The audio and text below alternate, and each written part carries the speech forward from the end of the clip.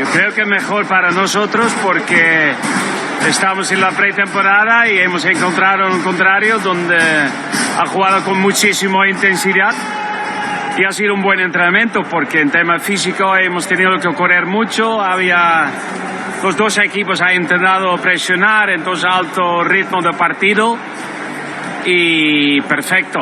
Yo creo que es importante poder cambiar de sistema y yo creo que el sistema de tres centrales yo creo que nos ha dado mucho año pasado todos los datos de toda temporada. Ese sistema ha sido el mejor y siempre es importante en un partido de pretemporada volver a ese sistema. No quiero decir que vamos a seguir con ese sistema, pero puede ser en un partido podemos cambiar y todavía más complicado para el contrario.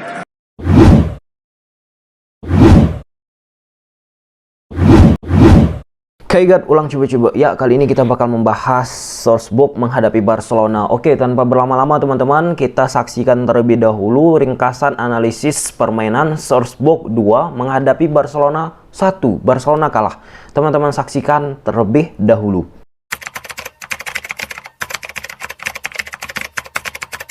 Ya, ini merupakan expected goal dari kedua tim. Statistik ini menunjukkan bahwa Salzburg lebih tinggi daripada Barcelona. 2.6 menghadapi 1.42.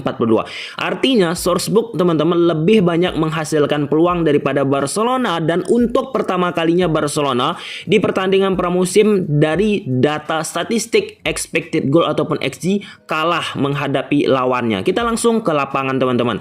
Nah, ini merupakan kendala pertama yang dihadapi oleh Barcelona ketika menghadapi Salzburg, yaitu high pressing intensitas yang sangat tinggi yang dilakukan oleh Salzburg teman-teman. De Jong yang menguasai bola langsung ditekan oleh pemain-pemain Salzburg. Under pressure teman-teman, kesulitan untuk memberikan umpan dan pemain-pemain dari Salzburg langsung berhasil memutuskan bola tersebut. Teman-teman saksikan 3 lawan 3 di area belakang dengan pola 3 back yang digunakan oleh FC Barcelona. Kemudian di area tengah Nico, Busquets, Gavi juga di pressure oleh pemain-pemain Salzburg. Kita lihat teman-teman, De Jong ke Nico, foul langsung dilakukan oleh pemain Salzburg. Kita saksikan di grafis selanjutnya. Nah, di sini pemain-pemain dari Barcelona build up, ingin memberikan umpan kepada Busquets, Lenglet teman-teman. Teman-teman saksikan pemain-pemain dari Salzburg terkhusus Kamara teman-teman langsung berlari untuk menutup ruang daripada Busquets. Nggak boleh berlama-lama pemain Barcelona mengontrol bola. Walaupun dari gestur Sergio Busquets sudah meminta Lenglet untuk tenang, sabar teman-teman. Nah, di sini pemain-pemain dari Salzburg mengambil inisiatif untuk langsung menekan. Di samping itu, selain Busquets, pemain-pemain di sekitarnya Barcelona memang ditekan oleh pemain-pemain Salzburg. Baik itu Gavi, baik itu Alba ataupun Nico. Kesulitan lagi under pressure. Kita saksikan Lenglet ke Busquets langsung di foul kan. Ya, keras. Dan ini kembali teman-teman, konsepnya tetap sama. Pemain-pemain Salzburg langsung melakukan pressure. 3 lawan 3 di belakang, 3 lawan 3 di tengah teman-teman. Kesulitan Barcelona, under pressure kembali. Dan di sini dikembalikan ke belakang. Tetap langsung ditekan oleh pemain Salzburg, diberikan umpan kepada Lenglet, Lenglet langsung memberikan umpan ke depan. Dan pemain Salzburg tidak menurunkan intensitas pressingnya. Hal klasik bagi Barcelona. Ketika menghadapi tim-tim yang melakukan high pressing, mereka kesulitan. Ya, Lenglet ke depan. Kemudian di sini teman-teman, di menit 16 tetap skema sama. Pemain Salzburg langsung melakukan pressing-pressing yang membuat pemain Barcelona kesulitan. Dan di menit 25 juga pemain Salzburg melakukan high pressing. Kembali pemain Barcelona mengalami kesulitan dan ini terus-menerus dilakukan oleh pemain Salzburg. Kita lihat data kuantitas high pressing yang dilakukan oleh pemain-pemain Salzburg ataupun Barcelona. Nah, di sini Salzburg melakukan high pressing 24 kali dengan tingkat keberhasilan 46%. Sedangkan Barcelona dalam tanda kutip sangat lembek teman-teman permainan mereka. Hanya 6 kali melakukan high pressing, tingkat akurasi keberhasilan 33%. Dan ini merupakan pertandingan pertama di pramusim bagi Barcelona melawan tim yang menerapkan high pressing.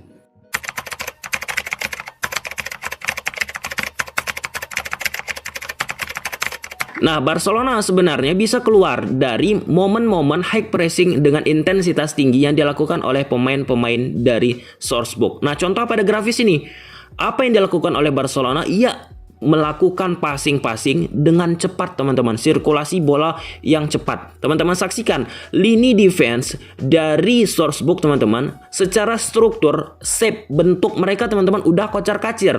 Berkat apa? Berkat sirkulasi passing yang cepat dilakukan oleh pemain-pemain Barcelona. Nah, di sini sayangnya gaya seperti ini tidak secara kontinu dilakukan oleh pemain-pemain Barcelona. Kita saksikan Gavi ke Griezmann, tidak lama-lama memegang bola, langsung 1-2 sentuhan dan Memphis, ya sayang. Dan ini kembali teman-teman, prosesi gol kedua juga konsepnya sama. Pemain Barcelona tidak lama-lama menguasai bola, langsung memberikan umpan secara cepat dari area kiri tengah ke kanan. Des yang menguasai bola langsung membawa bola dan melakukan shooting, dan akhirnya bola tersebut menyentuh back dari Sourcebook dan deflected, terkena Braithwaite teman-teman. Nah, dengan bola-bola sirkulasi yang cepat, passing-passing yang cepat teman-teman, membuat pemain-pemain dari Sourcebook bakalan memiliki celah. Teman-teman saksikan jarak antar lini belakang dan lini tengah dari Sourcebook teman-teman memiliki gap yang cukup bisa dimanfaatkan oleh Barcelona. Berkat apa? Berkat permainan bola-bola cepat yang dilakukan oleh pemain Barcelona. Kita saksikan Des melakukan penetrasi dan shooting dilakukan. Braithwaite beruntung. Luar biasa.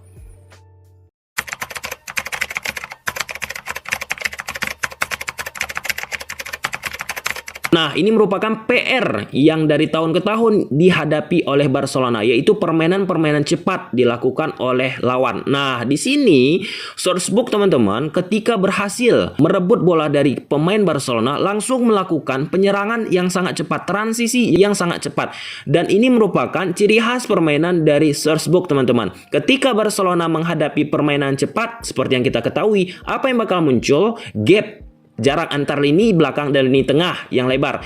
Contoh pada grafis ini teman-teman saksikan, Karim yang menguasai bola bakal memberikan umpan tersebut kepada Suchit. Nah, Busquets teman-teman mencoba mengcover area kanan yang kosong akibat Des awalnya mencoba melakukan serangan. Sebenarnya ini juga tidak kesalahan Des 100% karena Barcelona awalnya ingin melakukan serangan, tetapi putus bolanya dibuat oleh Sourcebook teman-teman. Kita saksikan Karim menguasai bola, memberikan umpan ke Suchit, ya, dan jarak antar lini tengah dan lini belakang Barcelona terlalu lebar sehingga sulit untuk menutup. Dan ini kembali permainan cepat dari pemain-pemain Sourcebook teman-teman, dari bola throw in kemudian memberikan umpan 1-2 sentuhan, langsung tidak lama-lama memainkan bola, tetapi orientasi permainan mereka bagaimana secepat mungkin untuk masuk ke gawang ataupun ke dalam kotak penalti. Nah, di sini pemain Sourcebook yang menguasai bola bakal memberikan umpan ke Nicolas, kemudian Braithwaite sedikit telat untuk menutup pergerakan Nicolas, dan Nicolas memberikan umpan tersebut ke Adamu, dan di belakang center back dari Barcelona Arnau dan Umtiti memberikan gap yang lebar sehingga Adamu mampu masuk ke celah tersebut. Permainan cepat ya, kesulitan Barcelona. Ya, kita saksikan. Luar biasa. Gol lagi 2-1. Dan ini merupakan counter attack yang dilakukan oleh kedua tim. Sourcebook melakukan counter attack sebanyak 20 kali, 5 berhasil menghasilkan tendangan ke gawang dengan tingkat keberhasilan 25%. Barcelona 8 kali melakukan counter, 1 kali berhasil, tingkat akurasi keberhasilan 13%. Artinya di sini teman-teman, Barcelona untuk kesekian kalinya masih kesulitan untuk menghadapi tim-tim yang bermain dengan counter attack.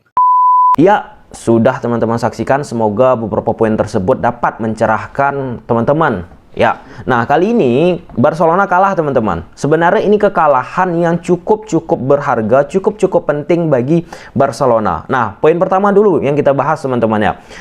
Soalnya banyak sekali yang meremeh-temehkan Sourcebook ini, tim dari Austria. Nah, kalau kita bicara secara taktik, secara sisi kepelatihan teman-teman, Matthias Gisel, kurang lebih seperti itu ya konotasi pengucapan namanya teman-teman. Matthias saja lah kita bilang ya, pelatih Sourcebook. Dia ini merupakan murid dari Thomas Tuchel, pelatih Chelsea teman-teman, dan Rangnick teman-teman, salah satu pelatih juga ya. Kurang lebih pengucapan bahasa seperti itu ya. Nanti jangan di komen, salah ucap bang namanya, inilah itulah, soalnya sering banget seperti itu. Nah, makanya sering aku disclaimer soal pengucapan nama ini teman-teman. Beliau ini pelatih Sourcebook ini, Matthias teman-teman, murid dari Thomas Tuchel dan Rangnick. Nah, jadi secara konsep permainan, dia ini memiliki 3 gaya permainan, bukan 3 gaya, 3 pakem konsep permainan dia. Pertama, intensitas yang tinggi ataupun high pressing, dan itu dia tunjukkan ketika menghadapi Barcelona. Barcelona kalah. Pressing-pressing yang dilakukan oleh Matthias Sorsbuk, teman-teman, berhasil menyulitkan Barcelona, dan itu nyata. Dan itu nyata, teman-teman. Udah kita bahas tadi di analisis taktik. Yang kedua, yaitu permainan build up yang terstruktur.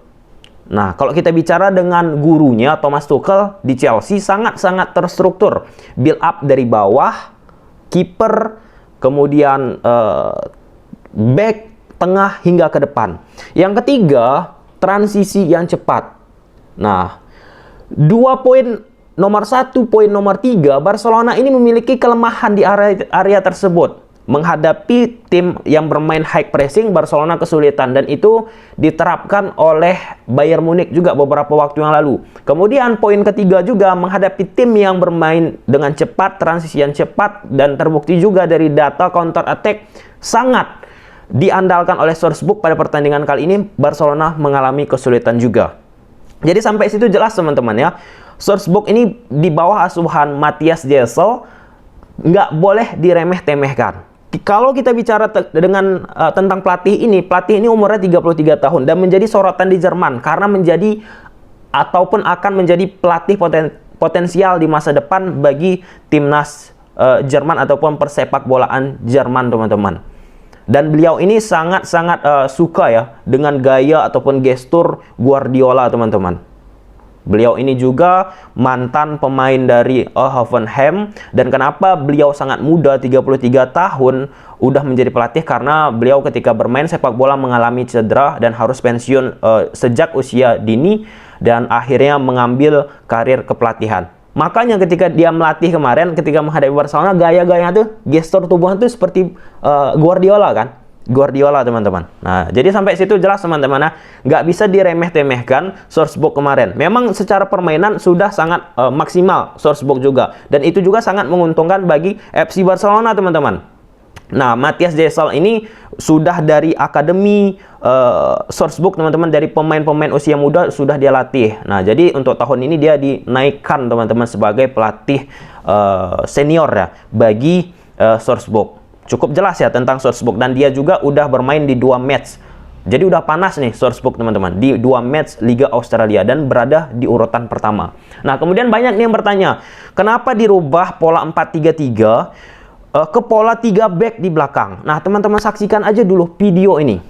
Para el equipo y el sistema de 4-3-3 sabemos jugar, es una posibilidad. Año pasado hemos visto el sistema de 3 centrales. Yo creo que nos ha dado muchísimos puntos, nos ha dado mucho juego y además hemos creado muchísimas oportunidades. Nah, di video itu jelas kalau teman-teman mengikuti konten di sini juga ataupun mengikuti berita di Barca TV, Koeman udah bilang di pramusim Koeman bakal menyari taktik, strategi, formula sistem yang terbaik bagi FC Barcelona. Jadi nggak mungkin di pramusim Barcelona menggunakan 4-3-3 aja. Nah, sama juga Koeman bohong ketika di konferensi pers di Barca TV. Di situ udah jelas, guys. Udah jelas, teman-teman. Koeman bilang bakal mencari sistem permainan, taktik, strategi yang terbaik di pramusim. Nggak mungkin 4-3-3 terus-menerus dilakukan, apalagi lawan-lawan yang akan dihadapi Barcelona ke depannya menggunakan permainan ataupun taktik-taktik yang berubah. Jadi, secara prinsip, teman-teman, apa yang diupayakan oleh Koeman dengan merubah dengan 3 back itu sudah tepat untuk di pramusim. Nah, banyak juga yang menghujat, lebih bagus 4-3-3, ini itu. Nah, itu udah dibantah. Nah, jadi staf kepelatihan dan udah pernah juga kita bahas, teman-teman, ya, di berbagai macam pertemuan.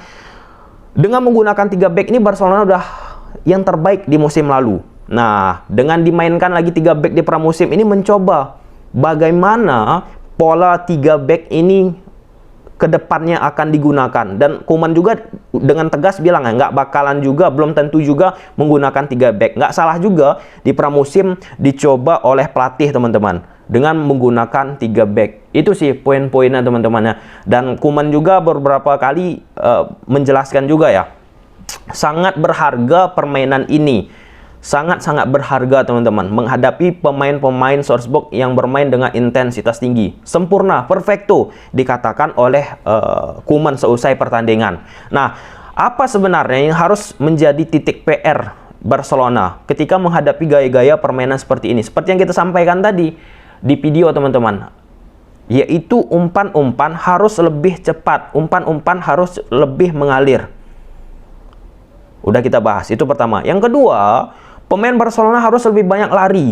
Karena terlihat banget ketika Salzburg menguasai bola, pemain Barcelona agak lebih menunggu, lebih diam teman-teman. Beda dengan Salzburg, ketika pemain Barcelona menguasai bola langsung menekan. Sedangkan Barcelona lebih diam, pasif.